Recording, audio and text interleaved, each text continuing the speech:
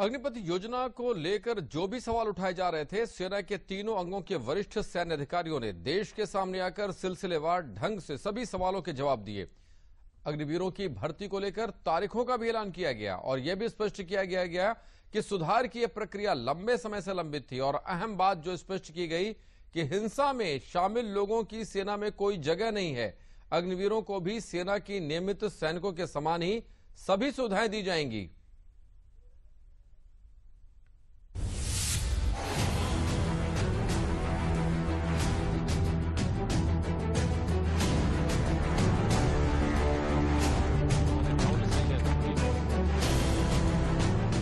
Overnight solution नहीं है coming to roll back of the scheme, no.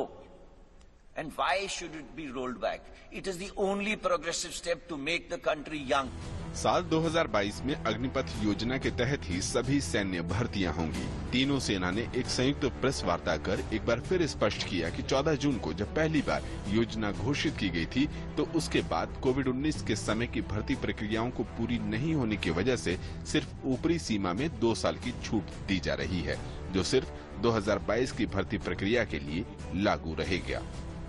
सारी recruitment Agniveer के तहत ही होगी। जो एलिजिबल हैं वो इस प्रोसेस को में फिर से अप्लाई करेंगे।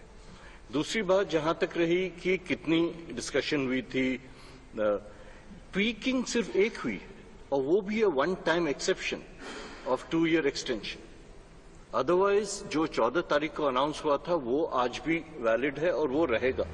अग्निपथ योजना को लेकर देश के विभिन्न हिस्सों में हो रही हिंसा को लेकर भी ट्राई सर्विसेज ने अभ्यर्थियों को स्पष्ट संदेश दिया कि जो लोग हिंसा में शामिल हैं, ऐसे लोगों की सेना में कोई जगह नहीं है।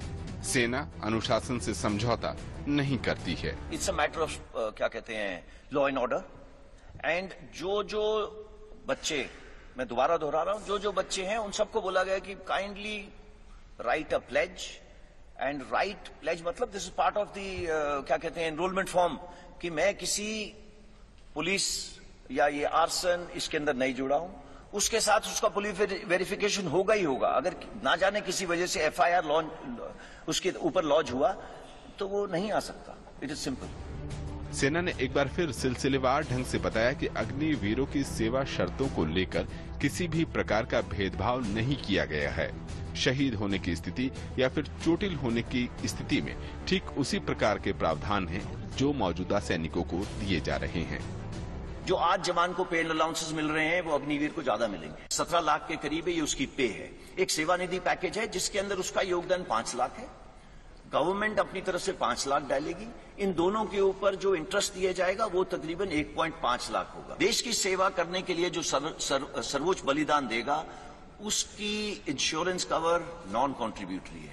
आज पूरे देश में मैं भी कंट्रीब्यूशन देता हूं, जो बाहर जवान खड़ा हुआ है वो भी कंट्रीब्यूशन देता है। सिर्फ एक इंसान है अग्निवीर जो आगे आने वाले टाइम पे कंट्रीब्यूशन नहीं देगा और उसको तकरीबन 1 करोड़ का इंश्योरेंस मिलेगी अगर उसने अपने देश के लिए किसी वजह से बलिदान दिया। इसके अलावा जो डिसेबिलिटी, अगर किसी कारण मैं ये टाइगर हिल की तरफ दौड़ रहा हूं या कुछ हो रहा हूं, मेरे कुछ गोली लग गई एक्सेट्रा, सेम प्रोविजन, जो मेरी प्रोविजन है वही उसकी प्रोविजन है। देयर इज नो फर्क फॉर एन अग्निवीर। युवाओं के जोश और अनुभव के सम्मिश्रण की बदौलत सेना को युवा बनाने की चुनौती काफी लंबे समय से थी। कई समितियों, ग्रुप ऑफ मिनिस्टर्स ने कई बार समीक्षा कर इस पहल को लागू करने की सिफारिश की थी, लेकिन सुधार की प्रक्रिया लंबे समय से टलते चली आ रही थी। कोविड-19 की वजह से सेना को समय मिला और सेना ने अध्ययन कर सुधार की प्रक्रिया को लागू किया है। 1989 में ये काम शुरू हुआ था। हमारी तमन्ना थी कि ये काम शुरू हो, बट उसकी और भी कई सारी पहलू थे। वो चाहता था कि ऑफिसर की एज कम हो, कमांडिंग ऑफिसर की एज कम हो, टीथ टू टेल रेशियो कम हो, तो एक एक करके ये काम शुरू करा गया। कमांडिंग ऑफिसर की एज कम करी गई, जो हमारी टीथ टू टेल रेशियो है वो कम करी गई। उसके बाद कारगिल रिव्यू कमेटी के अंदर अरुण सिंह कमेटी ने बोला एक सीडीएस का गठन होना चाहिए, वो काम हुआ। अब उसी चीज को आगे ले जाते हुए हमने जो नेक्स्ट रिफॉर्म था वो था कि किसी तरीके से जो एज हमारी 32 साल है, ये देखिए ये बता रहा है 30 साल 1989, आज ये 32 साल पहुंच गई है। 32 साल को किस तरीके से 26 साल ला सके। ऐसा क्यों?